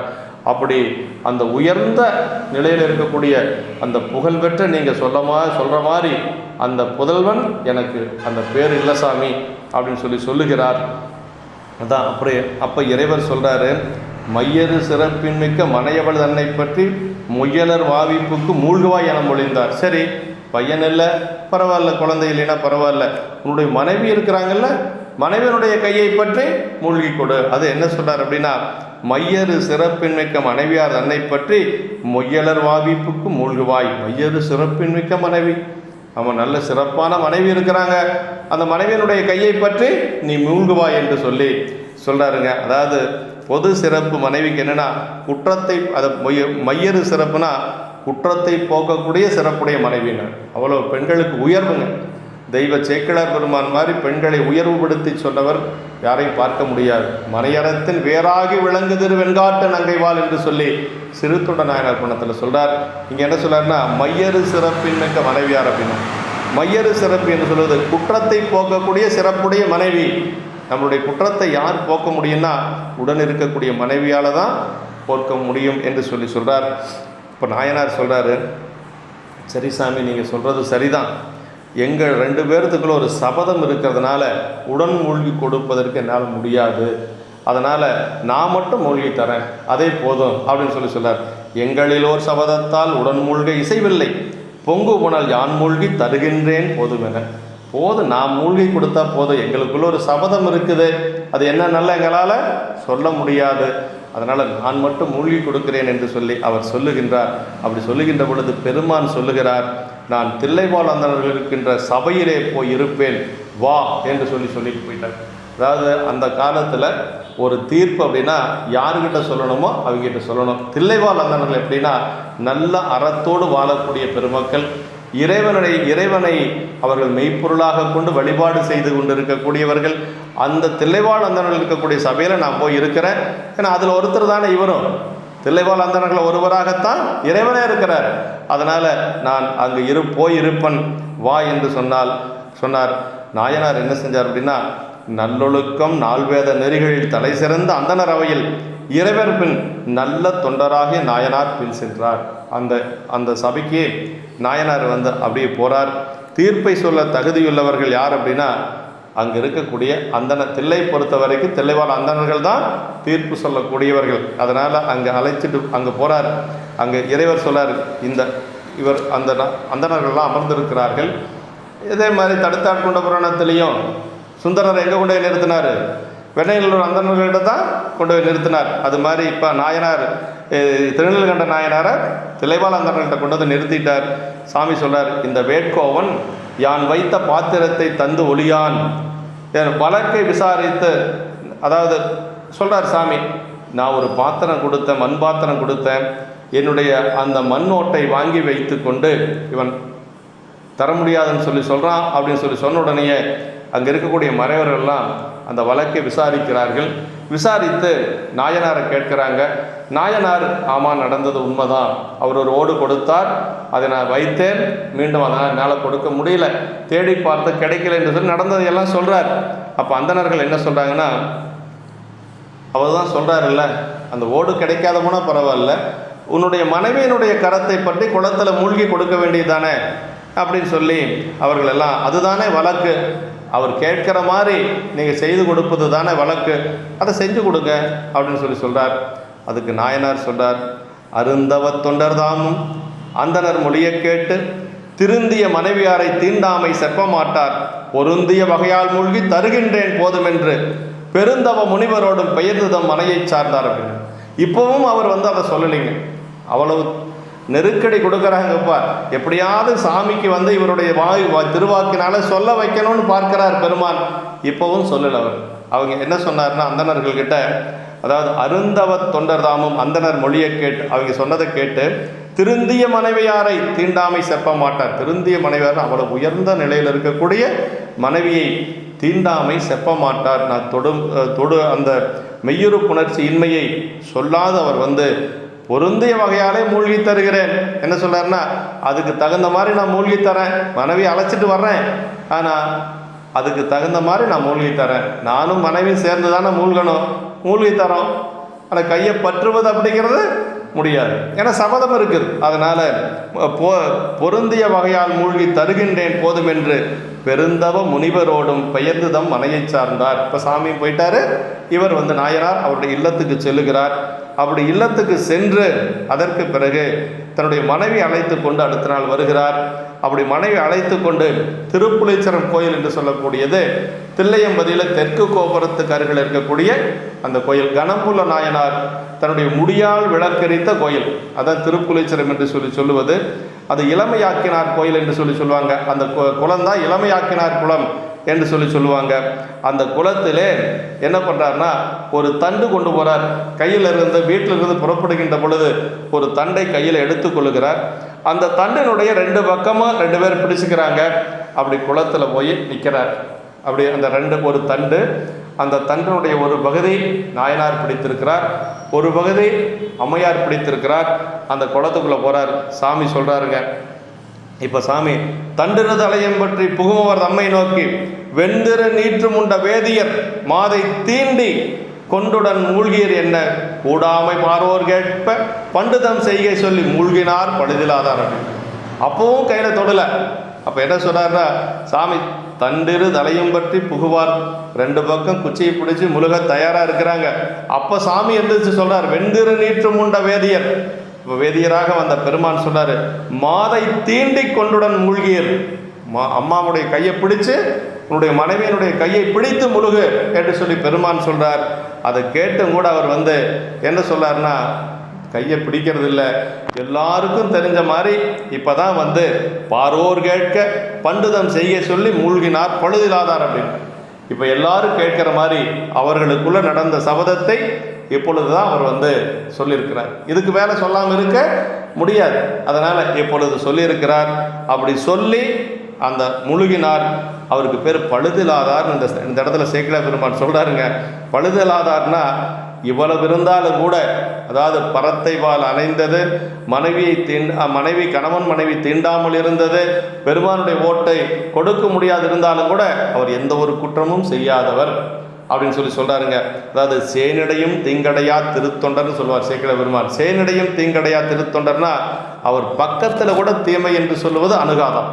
அதாவது தீமை என்று சொல்லக்கூடியது நாயனாருடைய பக்கத்தில் கூட போய் சேராதான். அதாவது சேனிடையும் தீங்கடையா திருத்தொண்டர் என்று சொல்லுவார். அப்படி இன்பத்துறையில் எளியராக பறைத்தைவால் அணைந்தும் மற்றர் மாதரார் தம்மை மனத்தினும் தீண்டேன் என்றதாலும் அற்புறு புணர்ச்சியின்மை அயலறியாமை வாழ்ந்ததாலும் ஓடும் மறைத்ததாலும் இன்னும் பல செய்கையாலும் அவர் குற்றமில்லாதவர் பழுதில்லாதவர் என்று சொல்லி அங்கு சேக்கிழார் பெருமான் நமக்கு அவரை சொல்லுகின்றார்.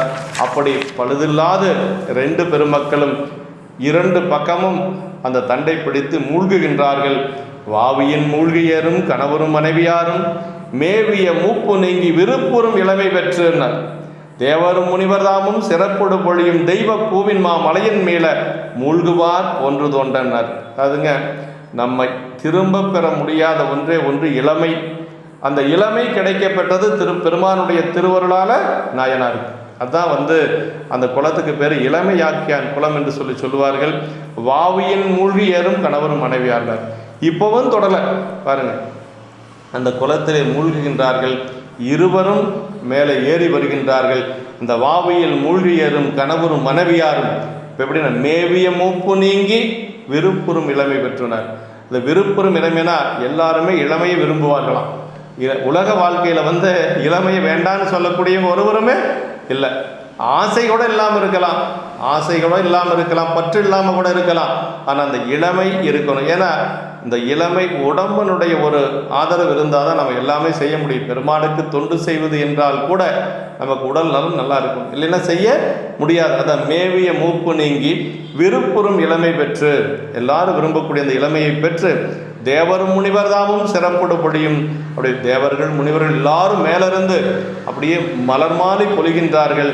தெய்வ பூவின் மாமலையின் மேலே மூழ்குவார் போன்று தோன்ற. இப்போ குளத்தில் முழுகினாங்களாம், மீண்டும் அங்கிருந்து மலர் கொட்டி அந்த மலர் இவங்களை முழுகிற அளவுக்கு தேவர்கள்லாம் அங்கிருந்து மலர் கொட்டி அவர்களை ஆசீர்வதிக்கிறார்கள். நின்ற உலர்கள் இந்த அதிசயத்தை கண்டார்கள். அதாவது அங்கே இருக்கக்கூடிய உலகத்தார்கள் எல்லாம் இந்த அதிசயத்தை பார்க்கிறார்கள். ரெண்டு பெருமக்களும் அப்படி நின்று கொண்டிருக்கிறார்கள். மேலிருந்து அப்படி மலர் மாறி பொழிகிறது. அப்படி வேதையர அந்த ரெண்டு பேர் அதிசயத்தை கண்டார். ஆனால் வேதியராகி இறைவரை கண்டார் இல்லை. நாயனார் துண்ணிய விசும்பினோடு துணையுடன் விடைமேல் கண்டார் அப்படின்னார். அப்படியே விசும்பிலே ஆகாயத்திலே விடையோடு உமையம்மையை பார்க்கிறார் நாயனார். அந்த காட்சி வேற யாருக்கும் தெரியலை. அவர்கள் கண்டது நாயனாருக்கு அந்த மலர் விழுகிறத மட்டும் பார்க்கிறாங்க, நாயனார் கரை மேலே ஏறி வரதை பார்க்கிறாங்க.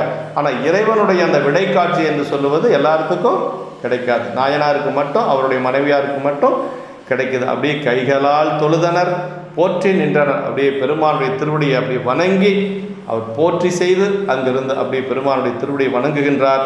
மன்றுளே திருக்கூத்தாடி அடியவர் மனைகள் தோறும் சென்றவர் நிலைமை காட்டும் தேவர்கள் தேவர்தாமும்.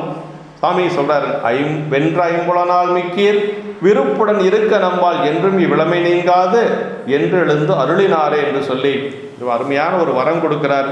மன்றுளே திருக்கூத்தாடி அடியவர் மனைகள் தோறும் சென்றவர் அப்படின்னாரு. பெருமான் எங்கே இருக்கிறாரு? தில்லையம்பதியில் மன்றிலே கூத்தாடி கொண்டிருக்கிறார். ஆனால் அவர் அடியார்களுக்கு அருள் செய்வதற்காக இல்லங்கள் தோறும் சென்று கொண்டு போகிறார். அது நமக்கு திருவம்பாவையில் சொல்லுவது போல, இங்கு நம் இல்லங்கள் தோறும் எழுந்தருளி செங்கமல பொற்பாதம் தந்தருளும் சேவகனை அங்கனரசை அடியோங்கட்கு ஆரமுதை அப்படின்னார். அடியோங்கட்கு எப்படின்னா ஆரமுது போன்றவர் பெருமான் அப்படிங்கிறார். அப்படி இங்கு நம் இல்லங்கள் தோறும் எழுந்தருளி செங்கமல பொற்பாதம் தந்தருளும் சேவகனை என்று சொல்லி அப்படி அடியவர் மனைகள் தோறும் சென்றவர் என்று சொல்லார். அதே மாதிரி திருப்பள்ளி எழுச்சியில் சொல்லுகின்ற பொழுது, பந்தனை விரலையும் நீயும் நின் அடியார் பழங்குடில் தோறும் எழுந்து அருளிய பரனே என்று சொல்லி திருப்பள்ளி எழுச்சியில் சொல்வார். அப்படி பந்தனை விரலையும் நீயும், சாமி தனியாக வரமாட்டாராம். அடியார்களுக்கு அருள் செய்கின்ற பொழுது ஒரு ஏழை குடிசையாக இருந்தாலும் சரி உமையம்மையோடு பெருமான் அருள் செய்வான் என்று சொல்லி அந்த இறைவனுடைய அருள் தன்மையை, எளிவந்த தன்மையை நமக்கு நம்முடைய பெருமான் இங்கு நினைவு கூறுகிறார். அப்படி சென்றவர் நிலைமை காட்டும் தேவர்கள் தேவர்தாமும் வென்ற ஐம்புலனால் மிக்கீர் அப்படின்னார்.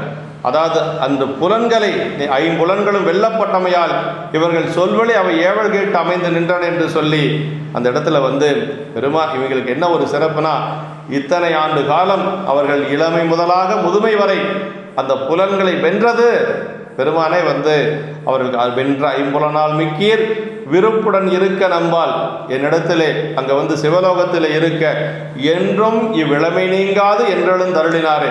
எப்பொழுது நீங்கள் இந்த இளமையோடவே அங்கு இரண்டு பேரும் எந்த ஒரு இடையூறு இல்லாது இருக்க வேண்டும் என்று சொல்லி பெருமான் அருள் செய்கிறார். அதாவது ஐம்புலன்களும் வெல்லப்பட்டமையால் இவர்கள் சொல்வழி அவை ஏவல் கேட்டு அமைந்து நின்றன என்று சொல்லி உரையாசிரியர் சொல்லுகிறார். அதே மாதிரி சிறுத்தொண்ட நாயனாருடைய புராணத்தில் சொல்லுகின்ற பொழுது உலகை வென்ற தாதையார் தலையறிவார் என்று சொல்லி சேக்கிழ பெருமான் சொல்வார். இவர்களெல்லாம் நம்முடைய நாயன்மார்கள் எல்லாம் உலகிலே வென்று காட்டிய பெருமக்கள். மனைவியாக இருந்தாலும் சரி, மகனாக இருந்தாலும் சரி, எந்த உறவாக இருந்தாலும் சரி, இறைவன் ஒருவன் தான் என்று சொல்லி பெருமானிடத்தில் வைத்த அன்புக்கு இந்த அன்பெல்லாம் குறைவுதான். அன்பு வைத்திருந்தார்கள், மனைவியின் மீது அன்பு வைத்திருந்தார்கள், பிள்ளைகளின் மீது அன்பு வைத்திருந்தாலும் கூட உயர்ந்த அன்பு, அதாவது சாயா அன்பு என்று சொல்லக்கூடிய அந்த அன்பு, திருவாசகத்தில் சொல்லுவது போல சாயா அன்பு என்று சொல்லக்கூடிய அந்த அன்பு நம்முடைய நாயன்மார்களுக்கு இறைவனிடத்தில் இருந்தது என்று சொல்லி நமக்கு அந்த அன்பை பற்றி சொல்லுகிறார்கள். அப்படி நம்முடைய அப்பூதி நாயனாருடைய புராணத்தில் கூட நம்முடைய நாவுக்கரசு பெருமானுக்கு உணவு படைப்பதற்கு திருநாவுக்கரசு, மூத்த திருநாவுக்கரசு இலை அறிய செல்லுகின்ற பொழுது அரவு தீண்டி இறந்து விடுகிறது. அந்த குழந்தை மீண்டும் ஒன்றுகளாம் பதிகம்பாடி உயிர்ப்பிக்கப்பட்ட பொழுது ரெண்டு பேரும் மகிழ்ச்சி அடையவில்லை, மாறாக அவர்கள் ரெண்டு பேரும் கொஞ்சம் வருத்தப்பட்டார்கள் என்று சொல்லி சேக்கிழ பெருமான் சொல்வார். ஏன் அப்படின்னா, பிள்ளை உயிர்த்தெழுந்தது கூட அவர்களுக்கு ஒரு பெரிதாக இல்லை, வந்த நாயனாருக்கு, வந்த தங்களுடைய குருநாதருக்கு அமுது செய்வதற்கு இந்த குழந்தையினால தானே கொஞ்சம் காலதாமதமானது என்று சொல்லி வருத்தப்பட்டார்கள் என்று சொல்லி சொல்வார். அறிவரும் வெறுமை என்பர் அமுது செய்து அருளுதற்கு சிறிது இடையூறு செய்தான் இவன் என்று சிந்தை நொந்தார் என்று சொல்லி அப்பூதி நாயனாருடைய புராணத்திலே நமக்கு அருளுகின்றார். அந்த மாதிரி நம்முடைய அடியார் பெருமை, நம்முடைய நாயன்மார்கள் எந்த ஒரு பாசத்துக்கும் கட்டுப்பட்டவர்கள் அல்ல என்று சொல்லி நமக்கு நம்முடைய புராணங்களில் அறிய முடிகின்றது. இப்போ விரலுடை தொண்டனாரும், இப்போ நாயனாருக்கு எப்படி அருள் செய்தார் அப்படிங்கிறத சொல்கிறார். விரலுடை தொண்டனாரும் வெண்ணகை செவ்வாய் மென்தோல் அரளியல் கூந்தலாராம் மனைவியும் அருளின் ஆர்ந்த திரளுடை செய்கை செய்து சிவலோகம் அதனை எய்தி பெறலரும் இளமை பெற்று பேரின்பம் முற்றார் என்றே. அப்படியே ரெண்டு பேரும் இளமையோடு இப்போ விரலுடை தொண்டர்னா வீரமுடைய தொண்டர் அப்படின்னா, அதாவது அந்த இளமையை வென்று காட்டியது ஒரு மிகப்பெரிய ஒரு வீரம். அந்த விரலுடை தொண்டனாரும் வெண்ணகை செவ்வாய் மென்தோல் அரளியல் குந்தலாராம் மனைவியாரும் அதே மாதிரி அருளின் ஆர்ந்த திரளுடை செய்கை செய்து சிவலோகம் அதனை எய்தி, இப்போ பெருமான் இருக்கக்கூடிய சிவலோகத்துக்கு ரெண்டு பெருமக்களும் சென்றார்கள். அதனை எய்தி பெறலரும் இளமை பெற்று பேரின்பம் உற்றார் என்றே. அந்த இளமையோடு அவர்கள் அந்த பேரின்பத்தை அனுபவித்து கொண்டிருக்கிறார்கள் என்று சொல்லி நம்முடைய சேக்கிழார் பெருமான் நமக்கு அந்த வென்ற ஐம்புலனால் மிக்கீர் என்று சொல்லி நமக்கு அருளுகின்றார். அதாவது திருமந்திரத்தில் கூட உள்ளம் பெருங்கோயில் உன்னுடம்பு ஆலயம் வள்ளல் பிராணாருக்கு வாய் கோபுரவாசல் தெல்லந்தெளிந்தார்க்கு சீவன் சிவலிங்கம் கள்ள புலனைந்தும் காலாம் மணிவிளக்கு என்று சொல்லுவார்.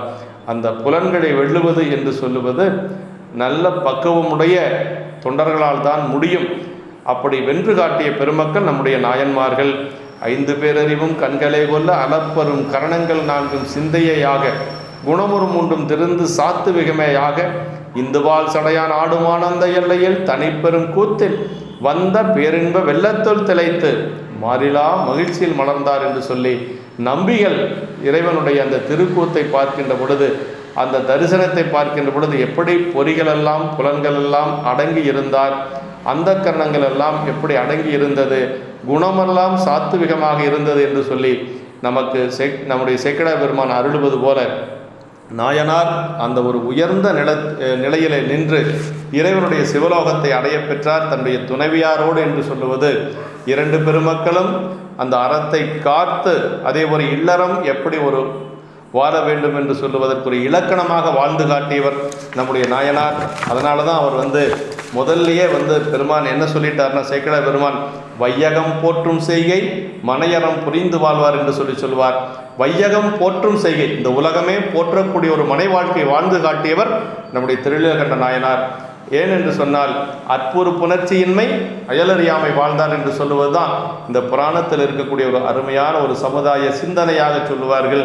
அப்படி கணவன் மனைவிக்கு இருக்கக்கூடிய அந்த ஊடலை வெளியில் யாருக்கும் சொல்லாது காட்டி வாழ்ந்த பெருமக்கள் நம்முடைய திருநீலகண்ட நாயனாரும் அவருடைய மனைவியாரும் என்று சொல்லி, அதனால தான் சேக்கிழார் பெருமான் 2வது பாட்டிலே என்ன சொல்லிட்டார் அப்படின்னா, வையகம் போற்றும் செய்கை மனையறம் புரிந்து வாழ்வார் என்று சொல்லி அதே பாடல்ல, அதாவது சைவமை திருவின் சார்பே பொருளன சார்பு, இந்த உலகத்தில் அழியாத பொருள் என்ன என்று சொன்னால், இந்த சரியத்தில் நாம் தெரிந்து கொள்ள வேண்டுவது திருநீறு, கண்டிகை, ஐந்தெழுத்து, சடைமுடி என்று சொல்லக்கூடிய 4 பொருள்கள் தான் இந்த உலகத்திலே நிலையான பொருள் என்று சொல்லி இந்த சரித்திரத்தின் மூலமாக நாயனாருடைய அருள் வரலாற்றின் மூலமாக நாம் அறிந்து கொள்ள முடிகிறது என்று சொல்லி இந்த அளவில் நாம் நிறைவு செய்து கொண்டு நாம் குருமகா சன்னிதானங்களுடைய திருவடி தாமர்களை மனமொழி மெய்களாலை வணங்கி அமைகின்றோம். என்றும் இன்பம் பெருகும் இயல்பினால் ஒன்று காதலித்து உள்ளமும் ஓங்கிட மன்றுளார் அடியாரவர் வான்புகள் நின்றதெங்கும் நிலவி உலகலாம். திருச்சிற்றம்பலம்.